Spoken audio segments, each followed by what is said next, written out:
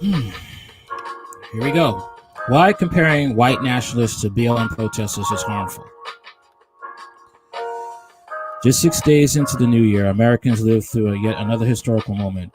We all watched as hundreds of white nationalists stormed the U.S. Capitol on January 6, 2020, with little apparent resistance from the authorities. Protesters, young and old, seized the Capitol steps and waved their pro-Trump paraphernalia. A divided America watched as the media reported on the incident. Whether you were watching CNN or Fox News, one thing was clear: the riot seemed never-ending. Largely white mobs scaled walls, shattered windows, and broke into the Senate chamber. It wasn't until President Donald J. Trump posted a half-hearted condemnation of his supporters, telling them that it was simply time to go home, that the country got to breathe. Like most of I couldn't help but notice the blatant hypocrisy present at the Capitol. Law enforcement did not respond in the same manner as they did during peaceful Black Lives Matter protests.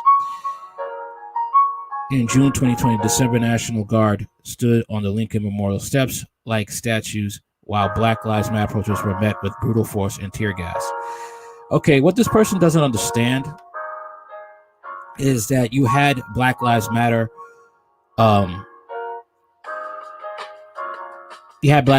people that were rioting, destroying property.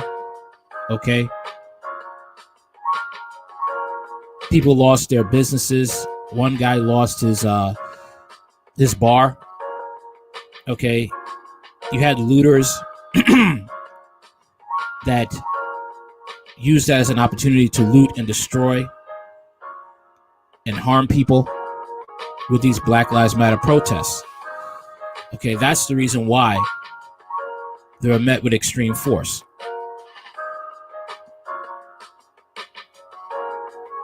Okay. That's the reason why.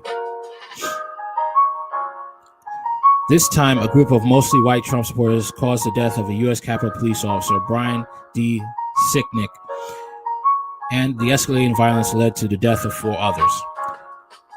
I could list a dozen comparisons between this rampage and last year's Black Lives Matter protest, but it would be immoral and unnecessary. The two should not be compared, because they are not the same. Equating the motivation of Black Lives Matter protests to the recklessness behind the Capitol riot weakens our fight for equality and justice. Now, here's the thing. I agree with this person right here because of the simple fact that even though Black Lives Matter is a Marxist organization, because Patrisse Cullors already came out and said it was a Marxist organization, the organization came into being, all right, due to the deaths of Black people by the hands of police. Okay, that's the reason why Black Lives Matter came into being, because there were police officers who acted recklessly and killed blacks, okay, who were innocent, who did not cause their own deaths. Okay.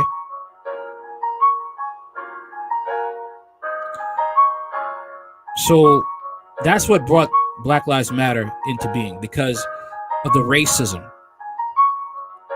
dealt out to African Americans by the police department, as compared to, the MAGA cult that stormed Capitol Hill because, the President Trump didn't, was robbed of his election. Now, yes, he was robbed, yes. But that doesn't give you the right to go and storm the Capitol and cause police officers to lose their lives and beat police officers and to destroy public property. And now you guys are crying because you're all going to be facing some serious jail time, prison time, actually. Okay, that's what's happening now. You're being rounded up. You're being hunted like animals because you acted like animals at Capitol Hill. The Black Lives Matter protests were rooted in the desire to abolish inequality, police brutality, and racist American institutional policies. The storming of the Capitol, however, was rooted in the false claims of election. Well, there was election fraud, so I don't agree with that. And was the product of a sore loser. Quite frankly, they were incited by President Donald Trump. Now, the thing is, Trump did incite these people to riot, told them to fight like hell, knowing the fact that you have this MAGA cult within your fan base that will do anything for you. Doesn't care whether you do anything wrong. They will never call you out as a fan base should, as people who support you should, because they should not see you as God. They should see you as a human being that is susceptible to error. And unfortunately, the MAGA cult does not have that type of logic or reasoning. Okay? And that's why Trump allowed himself to get away with so much stuff, because nobody calls him out on the things that he does wrong. By continuing to compare the two, we are essentially refusing to see white supremacy for what it is, a fungus that festers and infects everything around it. White supremacy will remain unchecked unless we are actively unearthing and eradicating it. Inappropriate comparisons and political finger-pointing distract from addressing the systematic racism in the nation and head-on. White supremacy does not exist solely in opposition to neoliberalism. It exists and has existed on its own for centuries. In America, white supremacy is an ideology that consolidates its strength through well-established institutions, including political parties that give it power. While our government was being attacked, black people were once again brought into the conversation. Black people's struggles were once again used to measure the severity of an attack unrelated to themselves. To call on an already exploited group as a way to condemn white supremacists does more harm, and white supremacists barely suffer. Yet black people do. We end up carrying the weight of our democracy, a burden no group should have to experience. We are dragged into conflicts, application, and violence that is not our own. This is often done performatively and implies that others are more interested in proving that they're woke than holding white supremacists accountable. Set a process in this week's events through a performative pro-black lens. Let's unpack the role of political institutions in perpetuating white supremacy. Why did members of the U.S. Capitol Police Force take selfies with white nationalists instead of arresting them?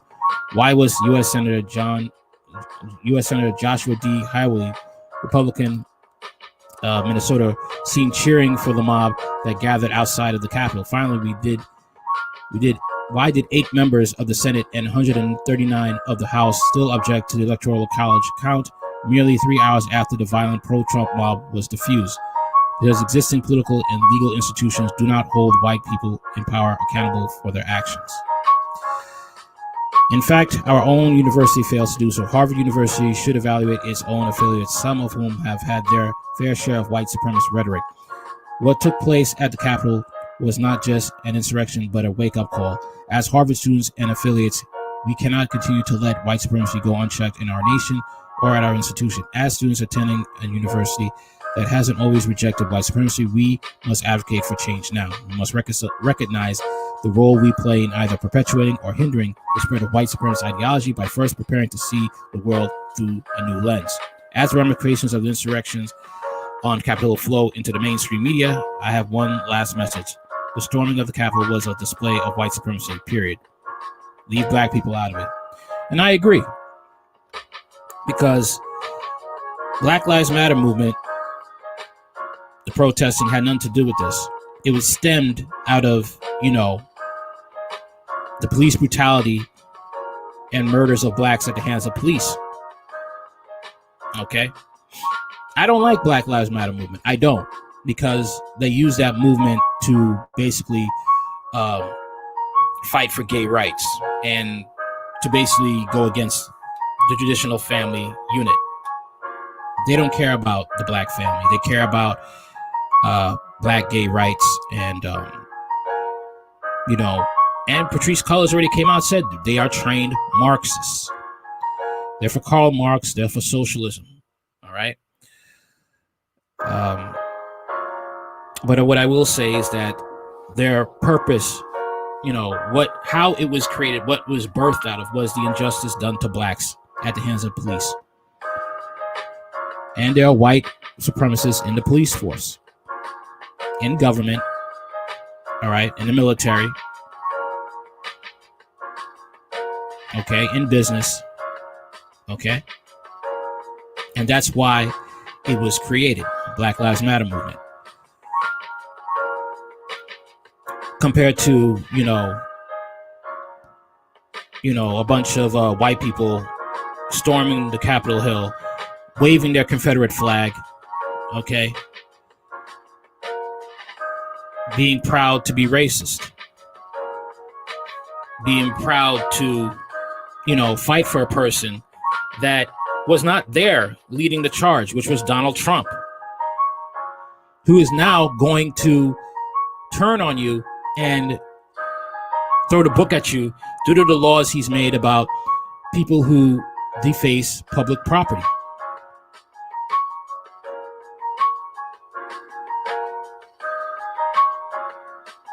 Okay. And that's what I think about it. That's basically it. All right.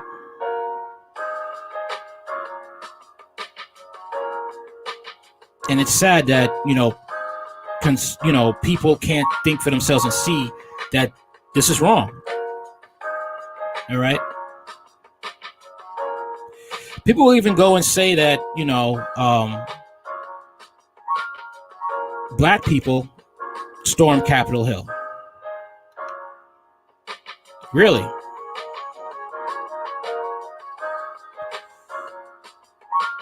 Did they? Really? Black people storming Capitol Hill. Black Panthers in the 1960s. Are you sure about that? Let's think about that for a second. Black people in 1960 storming Capitol Hill. Do you think that would end well? I got something to show.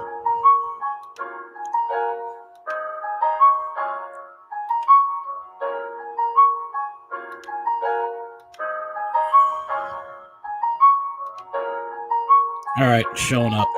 Here we go. Armed Black Panthers in the Capitol 50 years on. Okay. It's largely forgotten now, but 50 years ago, it created a national sensation. It caused the National Rifle Association and Ronald Reagan to back a gun control bill authored by a Republican. Tuesday is the 50th anniversary of the May 2nd, 1967 invasion of the state capitol by 24 gun-toting Black Panthers carrying rifles, pistols, and shotguns, and were wearing dark glasses, leather jackets, and they marched up the front steps and into Capitol to demonstrate their opposition to the anti-gun bill by Oakland Republican Don Mulford, 1915 to 2000. Unlike today, there were no air-style security checkpoints at Capitol entrances. Visitors could come and go freely. So there's the difference. They could walk in freely. Okay, so they didn't invade. They walked in freely. All right. When they arrived, Ronald Reagan, then near the beginning of his 8 years as governor, was on the Capitol lawn hosting a gathering for 8th graders. Capitol is invaded. It's just sensationalism. Blared the huge front page headline in the May 2nd, then afternoon Sacramento Bee. Associated Press photographer Walt Zabowski. Dramatic pictures ran in the newspapers across the nation. The Panthers had also alerted television stations to their upcoming demonstration. It all came about a result of an American racial divide that existed 50 years ago and in some measures continues today. On the eve of the Summer of Love in San Francisco, the Black Panther for Self-Defense began in 1966 as a small community organization across the Bay in Oakland. Founders were Huey Newton and Bobby Seale. Seale described the Panthers as an organization that represents Black people, and many white radicals relate to this and understand that the Black Panther Party is a righteous revolutionary front against the racist, decadent capitalist system. The motto was power to the people. The Panthers instituted armed police patrols to protect African Americans, they said, from Oakland police harassment. In those days in California, it was legal to carry guns in public as long as they weren't pointed at someone. 6 months after they began the Black Panthers, Seale and Newton heard about Mulford's bill. They decided to dramatically demonstrate their opposition by going to the Capitol. The demonstration drew attention of the FBI, J.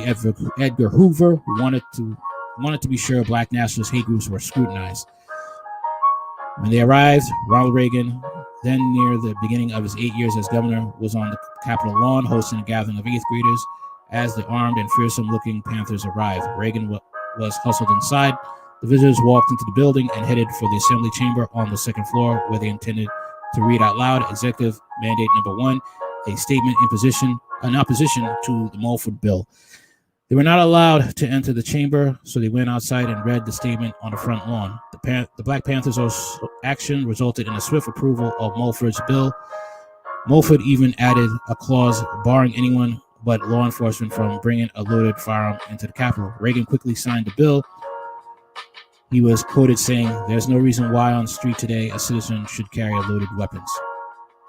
The demonstration drew attention of the FBI. J. Edgar Hoover wanted to be sure black nationalists scrutinized. 1973, Bobby Seale ran for mayor of Oakland, finished the second to incumbent John Redding. The Black Panthers and their dramatic tactics captured the imagination of young African Americans who felt someone was standing up for them in the face of white racism. The racial divide in the United States continued unabated. However, the next 5 decades saw repeated instances of black-white confrontations, including recent videos of police dealing with black males that went viral, provoking outrage. The Black Panthers has declined in influence by the early 70s, beset by internal schisms and legal problems. That's, part 2, Hoover's client control. I'll pronounce it better. He even earned his doctorate from the University of California at Santa Cruz and continued to be a voice for angry African Americans. He fled to Cuba in 1974 and remained there for 3 years to avoid charges of murder and assault. Okay. So he was later acquitted of both charges. Newton was shot to death on August 22nd, 1989 in Oakland.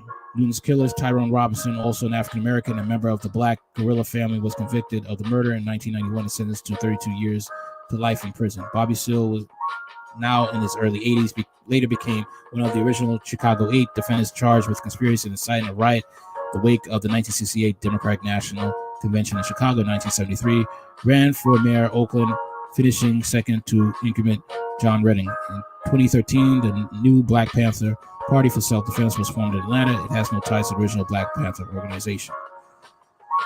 The Mulford Act is still part of the Penal Code.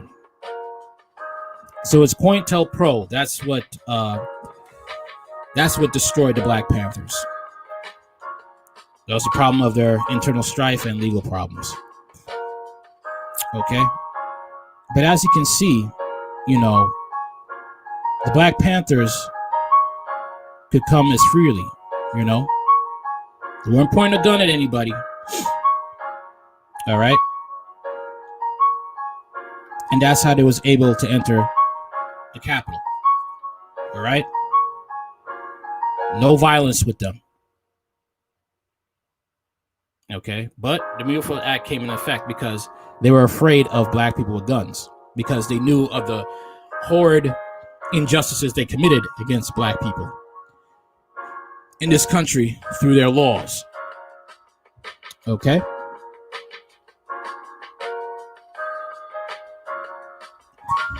And who's to say we won't have any more stricter gun laws due to this foolishness of the Capitol Hill riots? And I'll say it again. After looking at the actions of Trump, I kind of see him as a disruptor. I really do. An egotistical disruptor. All right? He incited this mob. He didn't want to lead the charge. He said he would be there. He's not there. What does that tell you about a leader who says he's going to be there for you and doesn't show up, and then he's going to turn on you? Okay? And he's going to slam the book on you with those laws he made that is against vandalizing public property. And plus, cops died.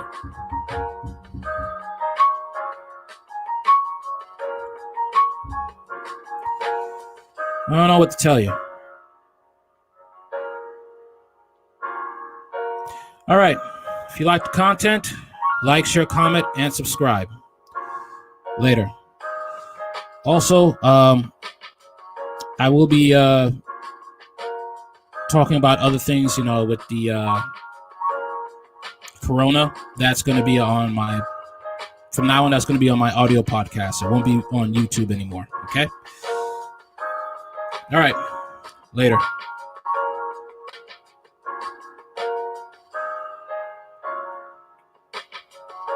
Oh, yeah. Another thing. If you have any stories you want me to do,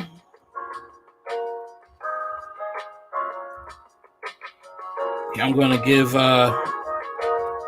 put out my email.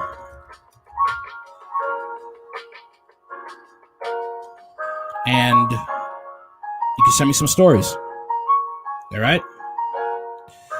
Later.